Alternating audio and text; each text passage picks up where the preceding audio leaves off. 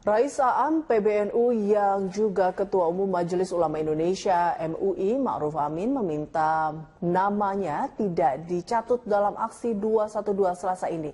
Dia juga menyebut aksi kali ini sudah bersifat politis.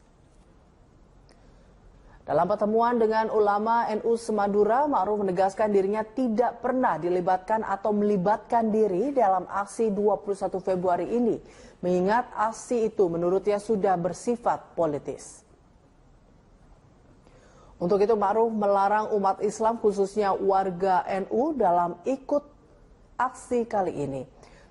Cicit Syekh Nawawi Al-Bantani itu mengaku telah menyampaikan larangan tersebut di depan Kapolri Jenderal Tito Karnavian. Terkait dengan Pilkada DKI, Ma'ruf menyatakan tidak mempermasalahkan apapun hasil dari hasil Pilkada DKI nanti, apakah Ahok akan menang ataupun kalah. Bahkan Ma'ruf mengingatkan sebagai warga negara harus siap menang atau kalah. Untuk itu umat Islam harus bisa menerima apapun hasil Pilgub DKI nanti sepanjang dilakukan dengan jujur tanpa kecurangan.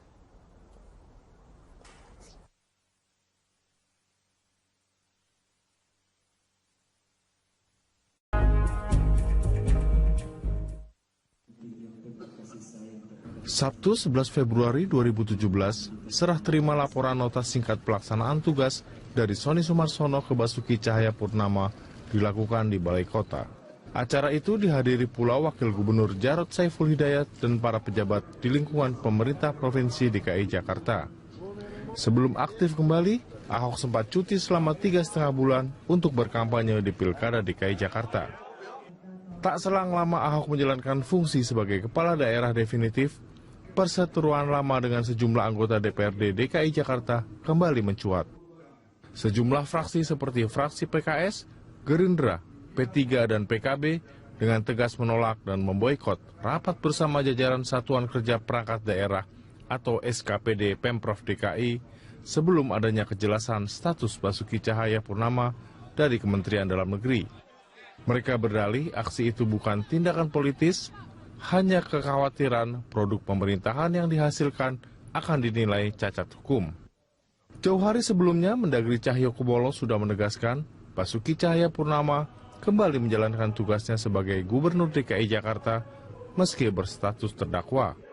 Bahkan Presiden Joko Widodo pun angkat bicara dan menginstruksikan Mendagri meminta pertimbangan hukum Mahkamah Agung terkait pro kontra status Gubernur Ahok. Sementara itu, Wakil Gubernur DKI Jakarta Jarod Saiful Hidayat sangat menyesalkan aksi sejumlah anggota DPRD DKI Jakarta. Menurutnya, anggota DPRD DKI boleh saja memiliki pandangan yang berbeda terkait status Ahok yang aktif kembali menjadi Gubernur DKI Jakarta. Namun, sebaiknya mereka tidak mengorbankan kepentingan masyarakat dengan melakukan boikot. Penegasan juga dikemukakan Ketua Fraksi Partai Nasdem Bestari Barus yang menilai aksi boikot itu memicu kegaduhan baru.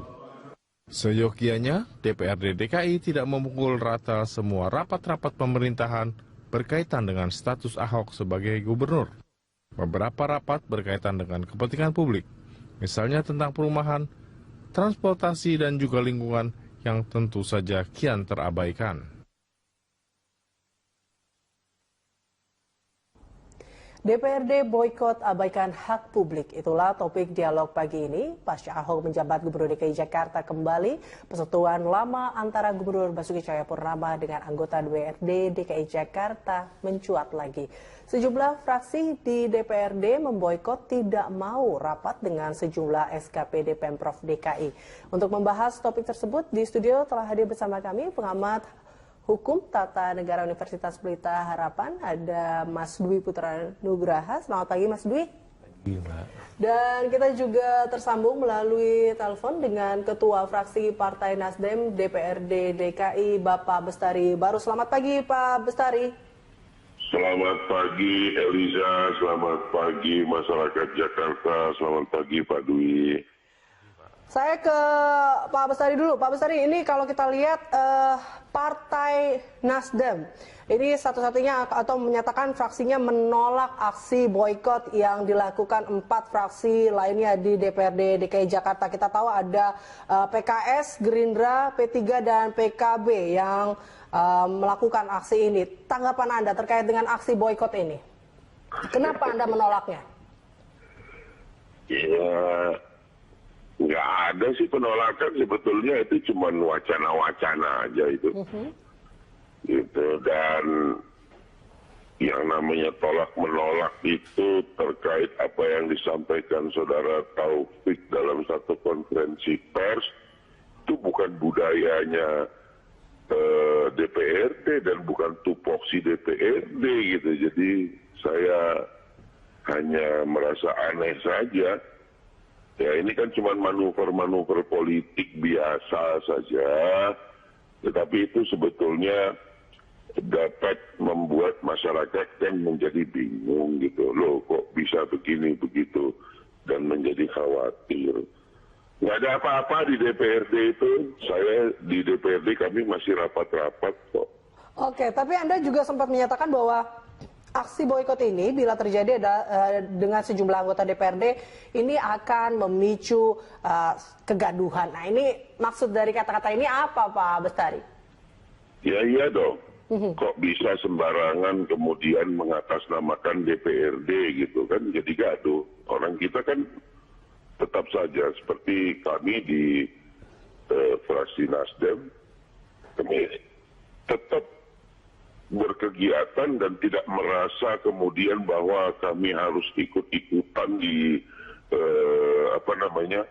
rencana untuk mogok dan sebagainya. Kami masih berkomunikasi dengan pihak eksekutif, dalam hal ini Pemprov DKI, mempertanyakan berbagai hal, termasuk pada hari ini kami juga akan meninjau bersama-sama dengan fraksi-fraksi itu yang menyatakan mogok itu. Kami masih akan meninjau yang namanya rumah susun, kami meninjau banjir. Lah, yang mana yang mogoknya gitu. Jadi sebenarnya hubungannya baik-baik aja ternyata antara DPRD dan juga SKPD, sebenarnya masih juga terjalin komunikasi seperti itu. Iya, dan kami berharap sebetulnya kawan-kawan ini jangan kekanak-kanakan, karena tugas DPRD itu nggak ada satupun urusannya mogok-memobok gitu loh. Nggak ada itu. Kita ini kan ada di sana untuk memperjuangkan hal-hal yang harus terkait dengan pembangunan yang harus segera dirasakan oleh rakyat Jakarta. Loh kok ikut-ikutan mogok? Emangnya DPRD itu LSM atau apa gitu? Bukan.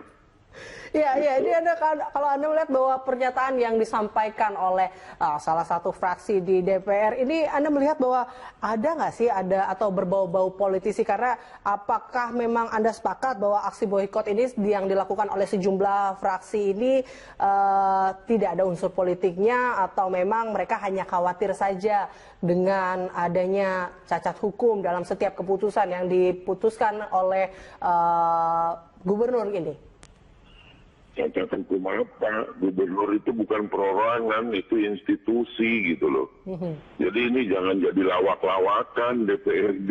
Kita nggak mungkin kemudian menjadi lembaga yang mengadili ataupun kemudian mengharap kepastian apa gitu. Selama produk hukum itu belum kemudian menentukan, katakanlah dalam hal ini Pak Ahok itu statusnya diberhentikan dan sebagainya, ya itu tetap menjadi gubernur gitu. Jadi jangan pura-pura tidak tahu, pura-pura dalam perahu dong itu kawan-kawan dari fraksi Gerindra dan PKS gitu. Dan tidak usahlah kemudian ini menjadi semacam penunggangan terhadap atau ditunggangi pilgub lah gitu. Sudahlah, kita kerja saja, biarkan proses hukum nanti menentukan pada akhirnya apa status akhir daripada Pak Ahok dan Pak Jarod. Kalaupun katakanlah Pak Ahok itu dikhawatirkan oleh mereka. Lah kan masih ada Pak Jarod yang masih wakil gubernur yang kemudian ini tidak boleh dinafikan gitu. Kenapa mesti main lawak-lawakan, klaim-klaim bahwa kita besok harus mogok gitu. Ini kekanak-kanakan menurut saya, dan kami tegas menolak sensasi-sensasi yang seperti ini, cari-cari sensasi, kami menolak gitu loh. Oke, baik. Saya ke Mas Dwi dulu. Mas Dwi, ini kalau kata Pak Bestari ini sebuah lawakan dari DPRD melakukan aksi boikot. Tanggapan Anda seperti apa, Mas Dwi? Iya, jadi begini, kalau kita melihat konsepnya sistem pemerintahan pertama dulu ya, itu kita memakai sistem pemerintahan presidensial. Memang ini tataran nasional, tetapi banyak yang akhirnya diadopsi di pemerintah lokal. Nah, ini sering kerap terjadi kalau misalnya presidensial itu antara parlemen dengan presiden tidak cocok. Nah, akhirnya dia divided. Nah, mungkin kalau misalnya yang parahnya begitu, ini bukan sesuatu yang jarang terjadi, bukan sesuatu yang aneh begitu, tapi normal-normal saja sebenarnya. Tetapi dampak yang paling bahaya kalau kita pernah melihat Amerika itu ada namanya government shutdown. Jadi dirumahkanlah itu PNS semuanya, begitu beberapa PNS, dan memakai keuangan yang lama. Nah, tapi kalau misalnya melihat kasus yang ada di DKI ini jauh. Jadi benar, saya sepakat dengan kata Pak Bestari, ini hanya semacam dagelan, gitu ya. Jadi manuver menunggu sampai 19 April, begitu ya, sampai pemilihan kedua. Tapi memang begini, ini kan alasan-alasan yang dibuat, begitu ya, yang saya lihat seakan-akan benar, tetapi mencari-cari alasan seperti tidak adanya surat keputusan pengaktifan kembali Ahok begitu oleh Mendagri. Ini kan alasan dipakai oleh 4 fraksi itu, bahwa kami belum menerima suratnya, yang kami terima hanya surat pemberhentian atau pelepasan Pak Sumarsono sebagai PLT. Nah, mana nih surat pengaktifan kembali ini yang dipertanyakan kan sebenarnya. Nah, bagi saya ini konyol sebenarnya, ini dagelan, karena ketika sudah dilepaskan ya otomatis itu kembali begitu. Jadi tidak ada, kalau ditanya apakah tidak ada seru, sudah ada sebenarnya dengan kembali dilepaskannya PLT, artinya gubernur yang kemarin cuti kembali begitu. Jadi sekali lagi cari-cari alasan untuk sekedar prolong ya, membuat isu baru, kisru yang terjadi, dan benar ini hanya dagelan saja. Dagelan saja. Berarti Anda sepakat bahwa ternyata isu ini ataupun aksi boikot ini hanya akan memicu kegaduhan saja? Iya, jadi benar. Kalau bicara tentang boikot, ini kan sebenarnya gaya atau tindakan yang dilakukan sebenarnya oleh massa. Bukan orang yang suprastruktur politik, bukan DPRD begitu. Nah, itu dengan mereka memboikot berarti kan banyak sekali tugas-tugas yang akhirnya terabaikan, dan ini jadi stagnan. Tentunya ini yang kembali lagi akan merugikan warga pasti. Tapi jangan kita melihat ini sebagai sesuatu yang besar sebenarnya menurut saya, karena mereka cuma 4 fraksi, PKS, PKB, Gerindra, 42 kursi. Di DPRD itu ada 106. Jadi masih sebagian besar masih dukung pemerintahan begitu. Jadi bukan sesuatu yang besar gitu, karena saya lihat juga APBD sudah jalan begitu kan, sudah. Jadi yang sekarang itu mau rapat bersama itu hanya bicara tentang raperda, dan raperda itu memang butuh waktu yang cukup lama begitu. Oke, dan ini kita tahu ada 32 raperda di Balegda yang belum tuntas. Kita akan membahasnya lebih lanjut lagi, Mas Dwi dan juga Pak Bestari. Kami akan kembali lagi, pemirsa, sesaat lagi tetaplah bersama kami. Anda kembali bersama kami masih terkait dengan DPRD boykot abaikan hak publik, dan kami mengajak Anda untuk bergabung bersama kami dalam dialog jurnal pagi kali ini. Masih bersama Mas Dwi Putra Nugraha, pakar hukum tata negara Universitas Pelita Harapan, dan juga Pak Bestari, Ketua Fraksi Partai Nasdem DPRD. Pak Bestari. Ya. Pak Bestari, ini kan ada 32 raperda di Balegda yang belum tuntas. Nah, ini sesungguhnya apa saja sih raperda yang memang ini kan masih panjang nih Pak, 32 juga. Dan ini tentunya mendesak untuk dibahas. Dengan adanya aksi seperti ini Anda melihatnya seperti apa? Ya, raperda yang 32 ini tentu menjadi satu PR yang sangat berat.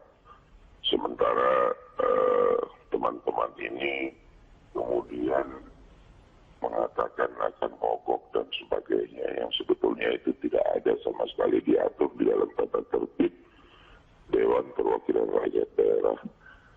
Nah,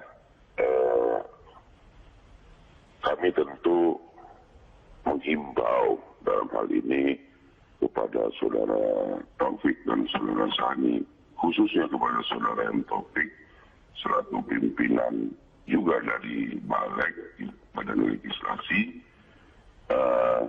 untuk tidak lagi mengemukakan atau mempublish atau melakukan konferensi pers untuk melakukan mogok-mogok yang tentunya ini akan menyakiti rakyat, dan kami juga tidak terwakili di situ karena memang ini tidak ada dalam tata tertib. Justru kalau kami melakukan itu atau mereka melakukan itu pelanggaran terhadap tata tertib yang bisa diajukan kemudian kepada Badan Kehormatan untuk diproses, karena hal ini melanggar daripada apa ketentuan yang sudah disepakati dan ada payung hukumnya di lingkungan kerja DPRD Provinsi DKI Jakarta. Nah, terkait dengan Balek tadi ada 32, tentu pada hari ini pun Pak Taufik itu sebetulnya sebagai ketua Balek itu sudah membagi beberapa pokja gitu ya, untuk melaksanakan kemudian pendalaman terhadap beberapa raperda yang menjadi prioritas gitu. Sesungguhnya apa sih Pak yang menjadi raperda apa saja yang mendesak untuk segera dibahas saat ini? Ya banyak ya, tentang perpasaran, kemudian saya tidak hafal semuanya, tentang pendidikan, tentang juga perempuan dan anak, perlindungan perempuan dan anak, kemudian narkoba. Banyak sekali ya yang memang itu diperlukan oleh masyarakat Jakarta gitu, kepastian hukum terhadap hal tersebut gitu. Oke, nah ini kan berarti PR-nya masih banyak, jangan sampai dengan adanya aksi-aksi seperti ini malah membuat PRD-PRD semakin panjang lagi tentunya, seperti itu ya Pak Bestari? Ya, harapan kami sebetulnya sudahlah, biarlah pemilu kada DKI Jakarta ini berjalan dengan fair, kemudian tidak ditunggangi seperti ini, yang kalau yang menang, ya menang, memimpin Jakarta dengan baik, tanpa perlu menggunakan institusi untuk kepentingan-kepentingan politik atau kepentingan pemenangan paslon. Nah, kita lihat sendiri lah. Saya kemarin komunikasi kok dengan Ketua PKB DKI, Pak Hasbi Allah itu mengatakan, nggak ada kita di situ, ngapain kita boykot, bukan urusan kita. Baik. Gitu loh. Baik. Jadi hanya PKS dan Gerindra saja yang terlalu maju begitu. Tidak ada kemudian melakukan komunikasi dengan fraksi lainnya selain daripada yang mendukung paslon mereka, kemudian menyatakan sikap seperti itu yang sama sekali tidak mewakili, dan itu tentu melanggar aturan tata tertib DPRD DKI. Berarti sebelumnya tidak ada komunikasi terlebih dahulu kah, atau tidak ada kompromi sebelumnya untuk mengatakan akan melakukan aksi boykot ini seperti itu? Kalau ada tentu kami mengetahui dan tidak akan mengomentari gitu ya. Tetapi boleh-boleh saja sebetulnya ketika melakukan konferensi pers 1-2 orang pun boleh gitu menyatakan bahwa kami akan bekerja lebih baik, bahwa kami akan menuntaskan raperda, bahwa kami akan menuntaskan seluruh pekerjaan untuk rakyat. Itu nggak akan ada itu kita yang melakukan protes dan sebagainya. Tetapi ketika, karena itu sesuai dengan tugas pokok dan fungsi anggota dewan gitu. Tetapi kalau menyatakan kami akan memboikot, wah ini kan pengkhianatan terhadap sumpah jabatan gitu loh. Dan ini kami tidak mau kemudian DPRD menjadi rusak ataupun katakanlah tercela oleh tindakan-tindakan sepihak yang justru melawan daripada apa yang diatur di dalam tata tertib dan sumpah jabatan ketika kita diangkat, dilantik gitu.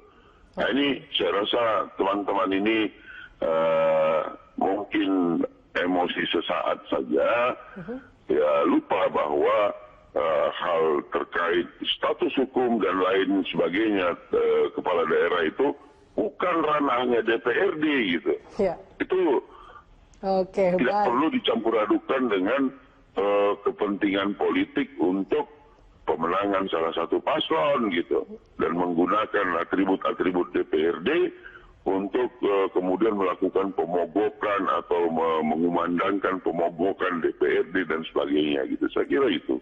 Baik, terima kasih Pak Bestari. Kita harapkan mungkin emosi dari teman-teman fraksi yang ingin melakukan aksi ini reda sehingga tidak membuat masyarakat menjadi ricuh ataupun mengabaikan hak publik karena masih banyak raperda yang harus segera dituntaskan. Terima kasih Pak Bestari Barus telah bergabung. Mungkin satu tambahan. Ya. Mungkin satu tambahan, ya, masyarakat tidak perlu khawatir. Ya. Karena sampai hari ini pun 5 komisi, jadi kalau 5 komisi ini sudah 106 anggota Dewan termasuk Pak Taufik dan Pak Sani, itu akan melakukan kunjungan kerja secara serentak gitu. Jadi nggak ada boikot gitu. Oke, jadi masyarakat tidak perlu khawatir ya dengan aksi ini. Ya, baik. Dengan atau tanpa Gerindra dan PKS, ya mekanisme dalam pembahasan ke depan dengan eksekutif tetap akan dilaksanakan gitu. Baik, baik. Terima kasih Pak Bestari. Tentunya kita harapkan memang tidak ada kegaduhan ya di sini, Mas Dwi.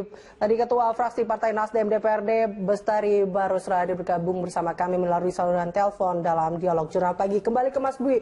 Mas Dwi, kalau ini tadi kita melihat dari Pak Bestari mengatakan bahwa sudahlah, biarkan ini berjalan aja karena ini bukan ranah DPRD dan sebut menyatakan bahwa ada urusannya kah dengan terkait dengan Pilkada DKI Jakarta? Anda melihat ini juga sebagai ada unsur-unsur politis di sini? Oh, kalau ditanya unsur politis jelas kental sekali ya.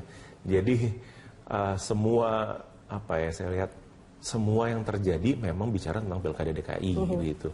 Dan ini kan rentetan begitu, rentetan dari mulai dari Pak Ahok itu menyampaikan di Kepulauan Seribu ya, terus sampai akhirnya ada aksi-aksi, sampai akhirnya juga masuk ke pengadilan mengenai masalah tentang pasal 156A KUHP itu, dan akhirnya rentetan kemudian adalah bicara tentang pengaktifan kembali.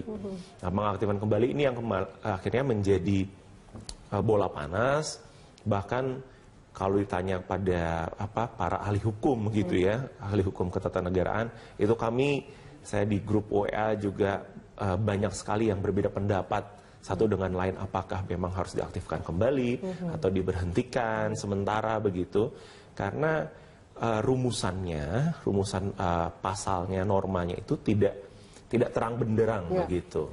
Jadi pasal 83 di UU 23 2014 Pemda dikaitkan dengan pasal 156A KUHP ini, itu ada yang secara rumusan masalahnya berbeda, tetapi ada irisan begitu.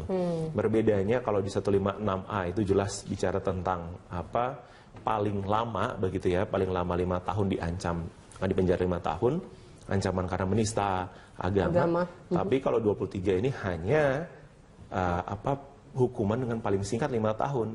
Nah, jadi banyak Pak ahli hukum mengatakan ini kan rumusan yang berbeda, paling singkat dengan paling lama, nggak mungkin sama. Itu yang mengatakan Pak Ahok boleh kembali aktif. Tapi dia mengatakan, tapi kan ada irisan. Ada irisan angka 5-nya. Jadi paling singkat 5 tahun dengan paling lama 5 tahun. Ada 5 tahun. Nah, kalau misalnya hakim, misalnya nanti ke depan memutus Ahok di penjara 5 tahun. Terus 5 tahun dan rumusan masalah di pasal 83 yang UU Pemda 5 tahun. Ini kan kena. Nah, jadi terbelah ini pendapat para ahli hukum. Nah, kemarin kita lihat juga ini rentetan hari ini katanya 212 kan ya. 212 aksi keduanya 212 yang sebelumnya Desember kemarin. Dan lihat bahwa kemarin ada pertemuan HMI dengan PP Pemuda Muhammadiyah. Menanyakan juga banyak hal yang dibicarakan, cuman yang mencuat di publik bicara tentang status Ahok ini.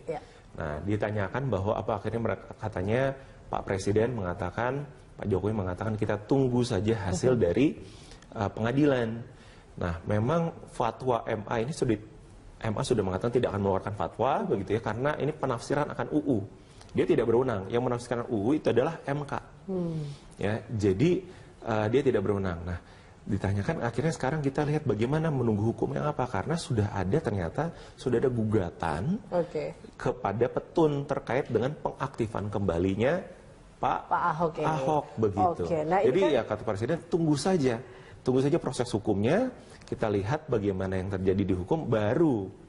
Jangan usah pakai boikot ini. Nah, itu dia proses hukum ini masih berjalan, namun nampaknya berimbas juga nih, ataupun ada yang mau ikut-ikutan, akhirnya muncul juga aksi-aksi boikot ini. Saya lihat mereka cuma dua alasan ya, kalau kita lihat dari alasan yang jelasnya itu pertama tadi suratnya, surat pengaktifan kembali tidak ada katanya begitu. Yang kedua masalah ini hak angket di DPR sedang direncanakan bakal ada. Nah, jadi DPRD diam begitu tanda kutip. Kita akan bahasnya lagi Mas Dwi lebih lengkap di segmen selanjutnya. Kami akan kembali pemirsa sesaat lagi. Ya, Anda kembali bersama kami dalam Dialog Jurnal Pagi. Mas Dwi, ini kalau dilihat, jadi bagaimana sebenarnya untuk mengharmoniskan hubungan antara Pemprov DKI dengan DPRD? Karena kita lihat hubungan ini dari awal nampaknya sudah panas. Nah, apakah karena siapapun nanti yang menjadi gubernur DKI-nya, entah Ahok atau siapapun, ini bagaimana untuk mengharmoniskan hubungan keduanya?